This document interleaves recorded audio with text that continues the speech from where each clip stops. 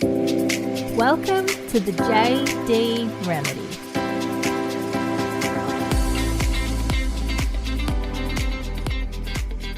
What's up, my little love buckets? Welcome back to another episode of the JD Remedy. Thank you so much for tuning in this week. I have done some really fun stuff on my Instagram this week. And what is this? I'm tapping my hands together like I'm an evil character on a Disney movie. I created a poll on Instagram about whether you think certain scenarios was cheating or not cheating if you're in a relationship. And the results were very interesting, but there is a method to my madness, and I will be talking about this topic, what constitutes as cheating, in this episode.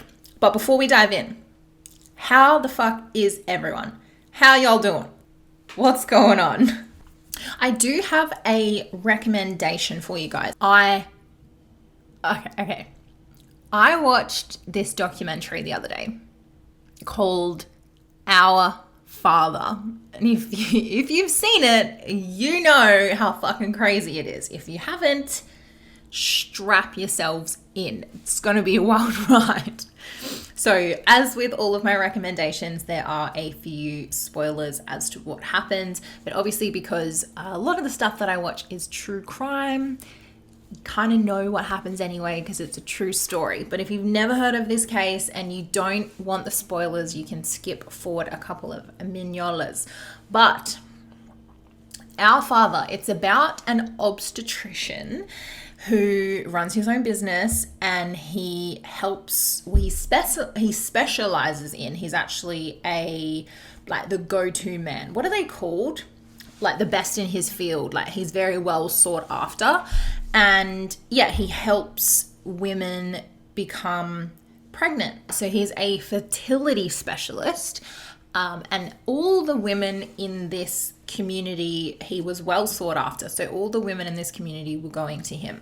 Some of them needed sperm donors. Some of them went with their husbands, and the husbands provided the sperm sample, and they fell pregnant that way. But he had a very high success rate. Everyone that went to him eventually became pregnant. So he was well sought after. He was very prestigious in his field, and yeah, had a great reputation. He was an elder and a leader in a leadership position in his church. He did a lot of stuff with the community and just in the medical field in general. So he was very highly regarded. Now, what happened was one of the children of the couples that fell pregnant started questioning if she was adopted, because both of her parents had brown hair and brown eyes, and all of her siblings had brown eyes, and she had blonde hair and blue eyes. And she said, Mom, if I'm adopted, just tell me, it's okay. No hate, you guys are my parents, whatever. She said, I swear to God, you're not adopted, but we did, however, use a sperm donor. So we are your parents, but your dad's not your biological father because we used a sperm donor. That's fine. That's what we paid for. That's what we signed up for with this obstetrician, this fertility doctor, whatever they're called. So it turns out through watching this documentary that this doctor, this fertility specialist, this man that these women came to, and he inserted sperm into them to make them fall pregnant, he was using his own sperm. So they would come to their appointment, he would masturbate in the room next to them, fill up a syringe or whatever they use to inseminate, and come into the room and, how you going? Insert it. The syringe, the sperm in these women. And for some women, they signed up, when you go through a sperm donor, I'm assuming there's so many things that you have to go through because you choose your sperm donor, you choose their DNA, you choose, everything about that specific person. It's not just roll the fucking dice and see whoever you get picked. So they still went through, or are supposed to go through, like a rigid process of which one they want to go with. But they had no idea that the doctor was using his own sperm. And it was heartbreaking because some of the couples, like the females, were going with their husbands. So they were under the impression that their own genetics, their own DNA from both sides of the family were going to be used to create their child. And he was using his own sperm, which I thought was just... So the documentary is just about this whole thing coming to light. And it was heartbreaking because all of the dads were finding out that they weren't their daughters' or sons' biological fathers. And a lot of these kids that were coming forward were like in their 30s and 40s. So imagine thinking for 40 years of your life that that's your child and then finding out that they're not. Some of the stuff that the families were going through. But that's not even the kicker, guys. That's not even the fucking kicker. The kicker is... Let me find it. Spoiler alert. By the time that they finished making this documentary and airing it, these children had found, through using like Ancestry.com and this other website they use in America, they had 94 siblings that had just come forward. So there was probably way more.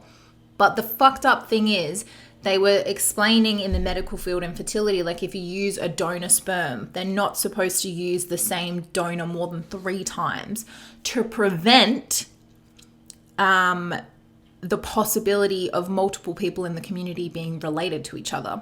So these 94 people are all in the same community. And the kids were saying, like, I have to tell my children to be careful who they go on dates with because you could possibly be related to them. Like, how fucked up is that? Imagine like going out on a first date or being on Tinder and just being like, you may or may not be my brother or sister. Like, oh my God, it was just horrendous. And watching the documentary, like they interview more and more kids as they start finding out, and they just go through this emotional like breakdown. You can imagine thinking you were someone and belonging to some family for like your whole life and then it just being ripped out from under you. It was just so traumatic to watch, and the numbers just kept rising. Like he kept admitting to it and he's like, it's okay. Like I promise there's definitely not more than 10 siblings. I didn't use that much. And then they'd find more and he's like, it's okay. There's definitely not more than 15. And this went on. And the number they concluded whilst they finished filming was 94. 94 siblings. Blows my mind. And the fucked up thing is, they went to court. He obviously got arrested. Well, they couldn't arrest him because it's actually not illegal to use your sperm and inseminate it into someone as a fertility doctor. Apparently that's not a law. So these poor women were outraged. They're like, I feel violated. I feel like I've been raped. Like I didn't ask for this man's sperm inside of me. And apparently like the pillars for rape is like it has to be physical touch and it has to be forced and, you know, like all this shit. And they were like, well, what can you charge him on? And he ended up lying to the police about a few things, and they ended up arresting him for... he was charged with obstruction of justice. That's how they brought him in, and that's how they built the case. But during the court proceedings, the kids weren't allowed to talk about what happened because he wasn't being charged with what had happened in his clinics. He wasn't being charged with the fact that he impregnated multiple women without their consent. So they weren't allowed to bring that up in the case. He was just being charged on the obstruction of justice, which is fucked. So he got a $500 fine and a certain amount of hours of community service. That's it. And all of these families now have to live with their worlds upside down and all this shit. Like it was shocking. I couldn't believe it. I was messaging my partner as I was watching it and I was like, it's up to 20 kids. It's up to 50. Like surely there's no more than 50 siblings in this one town. And then when it finished, I messaged him. I was like, 94. There's 94 fucking siblings that they know about. Oh, it was disgusting. So highly recommend. It's on, I think it's on Netflix, not Binge. It's on Netflix. It's called Our Father. Our Father. So yeah, enjoy. The neighbors are mowing again. Are they serious? Do they wake up in the morning and they just peek in my window and they look at the fucking calendar on my wall and they go, oh, she's filming at this time. Let's just have a cup of tea and wait.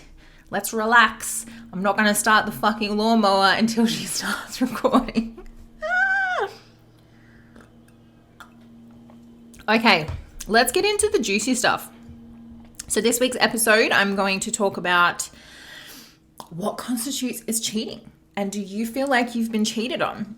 And like I said, I did a few questions in a poll format or in like a yes or no on my Instagram, and I'm just bringing it up so I can share the results.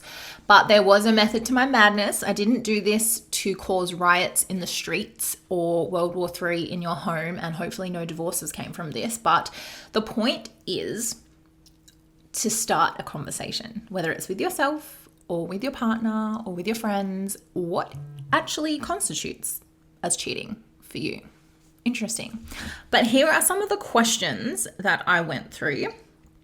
If you were involved in the poll, let me know in the comments when I post this in the group. Did you have fun with it? Did it spark a conversation with your partner or yourself? But let's have a look. So this is, what time is it? Cool. So this is like 12 hours after I've posted it. Okay, just in time. So, is it cheating if your partner talks to their ex? 75% of you said no and 25% said yes. Is it cheating if your partner watches porn? 82% of you said no and 18% of you said yes. Is it cheating if your partner hides their phone from you? 53% said no and 47% said yes. Is it cheating if they go to the strippers? 26% said yes and 74% said no. Is it cheating if your partner has coffee or a lunch date with their female friend? 6% said yes and no, 94% of you said no. Is it cheating if they like a girl's Instagram photo? 92% of you said no and 8% said yes. Flirts with other girls, 63% of you said yes and 37% of you said no. Is it cheating if your partner buys a girl a drink at the club? 56% said yes and 44% said no. Is it cheating if your partner subscribes to someone's OnlyFans account? 69% said yes and 31% said no. Is it cheating if your partner has female friends? 94% said no, 6% said yes. Is it cheating if he sleeps in bed with his female friend? 76% said yes, 24% said no. Kisses their friend on the cheek? 84% said no and 16% said yes. And is active on dating apps? 96% of you said yes and 4% said no. Is it cheating if they tell someone else they have feelings for them? 98% of you said yes, that's cheating. 2% said no. Is it cheating if your partner slides into someone else's DMs? 85% of you said yes. Is it cheating if your partner deletes messages from someone on their socials? And 79% of you said yes. Is it cheating if your partner hooked up with someone whilst they were on a break? 39% of you said yes and 61% said no. And I put a little Ross emoji in there for friends link if y'all get it. Is it cheating if your partner still talks to someone they used to hook up with? 43% of you said yes and 57% said no. Is it cheating if they pay for a lap dance at the strippers? 51% said yes and 49% said no. There we go. Interesting. If you missed that poll, make sure you're following me on my Instagram account, Jade Delpup Coaching. I do a lot of interactive stuff on there, and it was kind of cool to get your guys' input and perspective before I filmed today. But the point of that is there is no right or wrong answer. Absolutely not. Every person individually and every relationship will have its own boundaries, its own limits, its own quote unquote rules, whatever you're both comfortable with individually and as a couple. So I really thought it was important to, one, ask the question because it opens the conversation. It starts you thinking, maybe I've never thought about that scenario before. How would I be comfortable in that scenario? And it was really interesting because I have a lot of couples or friends that are dating that follow my page, and they both filled out the poll and they had different answers. So obviously I'm not going to share the answers, but I just thought it was interesting to bring the topic up so maybe you can start thinking about what your answers would be. And maybe it's a conversation starter if you brought it up with your partner who's sitting next to you, like, hey, let's fill out this poll together. And if you have different answers, you're like, wait a minute. And just for context, my partner filled this out and he said, no, it's not cheating if you get a lap dance at the strippers. And I messaged him straight away and I was like, boy, you better not be getting fucking lap dances at the strippers. So that was great. That was a good conversation starter. It backfired on myself. No, I'm kidding. It didn't backfire. It was a great conversation. So, maybe we never would have had that conversation. The point of this is it saved me having a meltdown finding out that my partner went to the strippers and got a lap dance, because it would have already happened. Now he knows that his balls would be cut off if he actually let a female grind on his penis. No disrespect to the sex industry or strippers. I think they're fucking sexy. You do you, girlfriend, just not on my boyfriend. Go for gold. But, that's just not my vibe. Don't do it on my man. Do it on everybody else. You shake your ass for money, girl. I may even be there throwing dollar bills at you, but not my man, okay? Anyway, off topic. But the point of this topic is I'm trying to empower you girls to set boundaries, to have the conversation, and they can be uncomfortable conversations. I think a lot of us want to seem cool, or we want to be liked, especially if it's a new relationship and someone you've just met. Maybe you hate the idea of your man going to the strippers, but you don't want to be like that uncool girlfriend that's like, you're not going to the fucking strippers. Fuck that. If you're not comfortable with that and you have a healthy relationship where you can talk things through and your man listens and you're both reasonable, maybe you come to a compromise. I don't know. This probably wouldn't happen, but maybe you go with him, or maybe he only goes for a bucks night and not for a fucking Friday night drink. You know what I mean? So there can be compromise, but the point of this poll was to, one, start the conversation for yourself and with your partner if you have one, or future potential partners. But I want to empower you guys to have conversations about it. You'll know if you're uncomfortable with something. If you get jealous easily, or you're just uncomfortable with them having a really close relationship with an ex, or they're constantly texting someone they used to hook up with, or I don't know, what are some other scenarios? They watch porn all the time, but you just are not comfortable with that.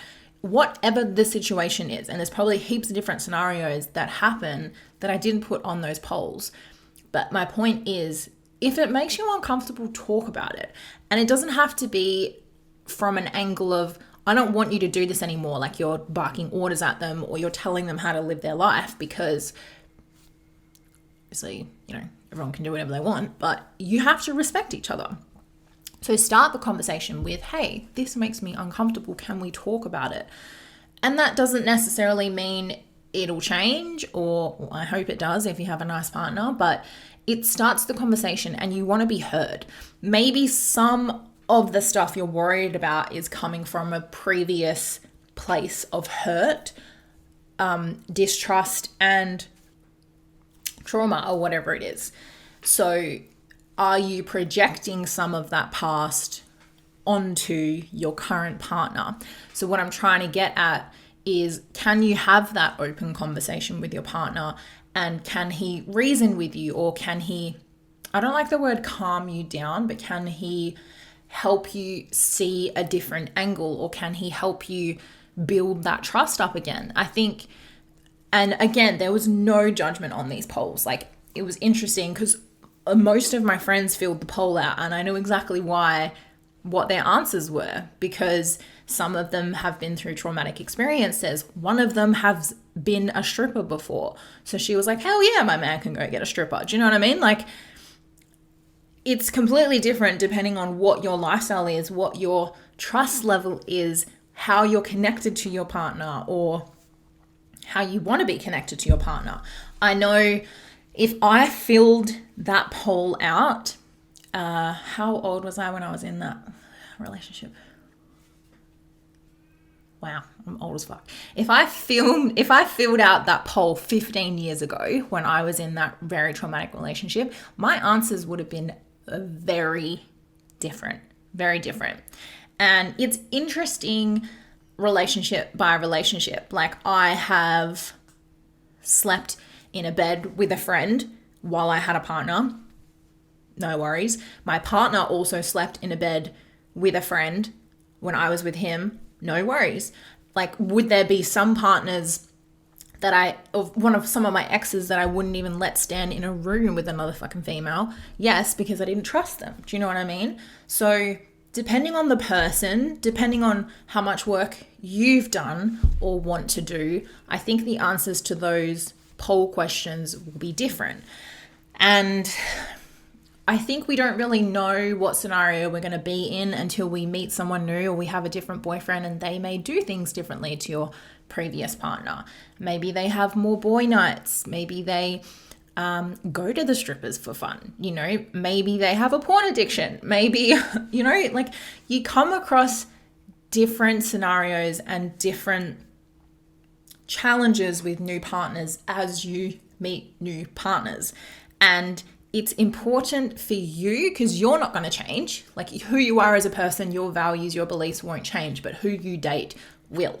Or maybe you're in a long-term relationship and it's possible for it to evolve and grow. So having that open communication and trust from the beginning is super important. So if there is something that makes you feel uncomfortable, or if there is something that maybe triggers something that happened to you in the past, you know, maybe you had a partner that cheated on you at a strip club. I keep using the strip club because I think it's like a very common but intense, very divided by the poll, very divided example. So I'll keep using it.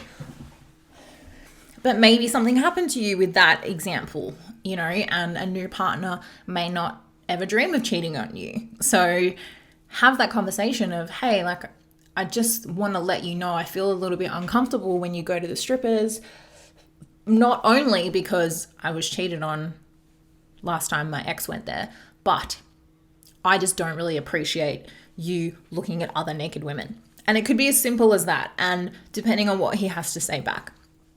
Or maybe it's just, I don't mind you looking at naked women. I look at naked men all the time. So I just maybe need some reassurance from you, or just send me a text when you get there and let me know you're thinking of me. That's it. Like, cool, have your boys' night, but text me when you get there. Like, what are your rules? What are your conditions? Not rules, but what do you need to feel okay in that moment? And again, it's not a punishment for your partner who has not broken your trust and is loyal to you. It's empathy and respect between each other, where your partner can go, of course, baby, like, I'm going to go to the strippers because it's my mate's bucks night and I want to go. Like, not for the strippers, but, you know, that is fun, but I want to go with the boys. Like, I want to be a part of this experience and this memory and this celebration. So I'm going to go, but what can I do to make you feel better about this? Do you need me to give you a call before we go? Do you want me to tell you when we're leaving? Like, what is it? I'm still going to go and be with the guys, but what can I do to make you feel better? And it's the same in reverse. If you have a partner that has had that history and maybe you're really confident and you're really loyal and they have been cheated on, you know, it can be reversed, right? maybe we've done a lot of self-work and growth, and we've worked through our past and we've released all of that shit. How can we make our partners feel better about things? You know, how can we still want to go on dates with our guy friends and talk to our ex and watch porn or whatever it is so that they feel comfortable? You know, and I think it can go so many different ways, and not a lot of people have strong communication skills. I think especially if you've come from a toxic relationship where you were never heard, you weren't allowed to speak, you didn't have a voice, you just got yelled at all the time, I can understand why it would be hard to voice your opinion, but you got to try. You got to start somewhere. And if you try and you're shut down, I'm not going to tell you what to do in your relationship, but I feel like that's another red flag, and you deserve to be heard, and you deserve the respect at least to be heard and have a conversation about it, because it doesn't necessarily mean that he's not going to do what he wants, but there needs to be some sort of compromise and respect, in my opinion. So, yeah.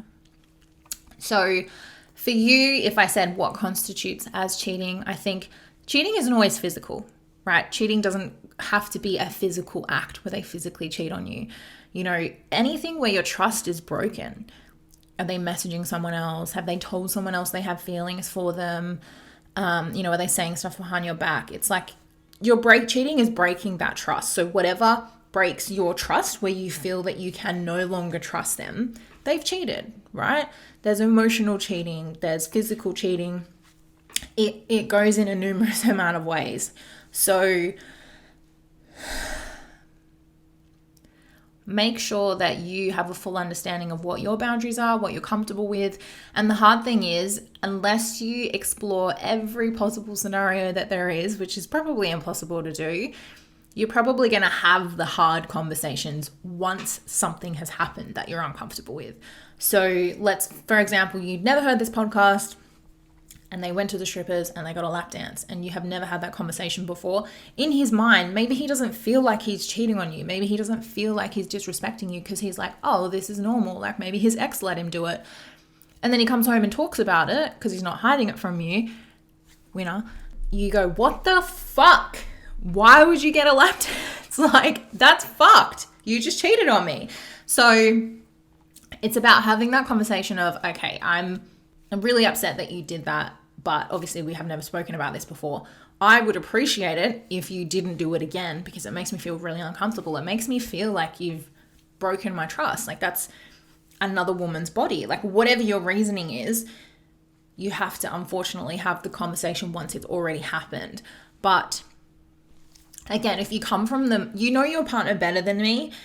If you come from the mindset of, were they doing this intentionally to be a fuckboy and cheat on you? Like, do they really have no respect for you? They go around fucking all these get lap dances every week. Like, or, you know, was it just a one thing and he genuinely didn't know it would hurt your feelings? Like, I think we are smart enough and we're in tune with our gut, females, enough to know when a guy is being a piece of shit and he genuinely didn't know that he did anything wrong until he saw how upset you were. Do you know what I mean? And that's a call that only you can make. So be prepared for those kind of conversations. And I think the first conversation is always a benefit of the doubt, except for physical cheating. Like if your boyfriend went and fucked someone else, like that's not, oh, I thought that was okay. No, unless you've like entered into a open relationship, you know, that's a whole other conversation. But like that's just the average relationship, 2 monogamous people committed. Talking about maybe the emotional stuff. Emotional cheating is very tricky because it does not have any strict guidelines. Like physical cheating is hooking up, you know, kiss, sex, whatever. So yeah, it can be tricky, but just understand, give them the benefit of the doubt and say, let's have a conversation about this. I do feel hurt. You know, I do feel like you've broken my trust. Do you understand that? And if he's like, fuck, I had no idea. Like, I'm so sorry. I thought that was chill. I will not do that again. Then cool, moving right on. But if he's like, what the fuck? Like, I'm going to fuck whoever I want. I'm going to go to the strippers. Like, it's not cheating. Maybe, like, I don't really believe that people need to change their values to suit someone else. Like if you're physically cheating on people, that's awful. Go be in an open relationship with someone that doesn't mind that. But I don't think that you should have to push down your boundaries or get rid of them completely, or silence your uncomfortable feelings or the voices in your head that's like, I'm not okay with this, just because your partner doesn't agree with it. And no hate to anyone like that does the emotional cheating. It's just you have different opinions on what is okay in a relationship and what isn't. And if you can't agree on boundaries in cheating, there's going to be a lot of hurt, a lot of pain. So that's something you have to get absolutely clear on, because it can get messy and nasty. I'm actually going to film an episode next week about what to do if you've been cheated on. So it's like your survival kit to being cheated on, because it is awful, and yeah, and why we stay and all that kind of stuff. It's just, can't fit it in this episode. There's too much. But I hope this week's topic was an interesting one for you. I'm actually going to start opening my Instagram and Facebook pages for like Q&A. So if you have a situation that you're dealing with, whether it's with a partner, someone you're dating, an ex, just yourself, like self-love stuff. If you have any challenges right now, send them to me when I put up the post, and I will talk about it on the podcast. Not like in terms of like how you should proceed or what you should do, some advice, some lovely friendly advice from a qualified coach. Happy to help. And it may be that something you're going through, someone else is also going through and actually needs help with at the time. That's what I've always thought. I always ask questions on courses and like group calls and stuff like that, because you never know if someone's going through the same thing and they're just too scared to ask or reach out for help. So be that person, you know. I love helping people. So send me your questions. Keep an eye out for the posts in the Facebook group and my Instagram stories. So thank you guys so much for tuning in this week. I hope you loved today's episode. If you want to find out more, follow any upcoming content or polls or questions or anything you want to further engage, you can follow my Instagram account, which is Jade Delpup Coaching. I will leave it in the show notes for you. In there, you'll find a Linktree link in my bio that just has my YouTube, the Facebook group I'm talking about, and everything else you need to get in touch with me. So yeah, come follow me, say hi, let me know how you went. If you had any super aha moments or wins or any clarity from this episode, I would love to know about it. I'll post it in the Facebook group and let me know in the comments. But until next week, hope you guys have an amazing day or night whenever you're listening to this, and I'll see you next week. Bye!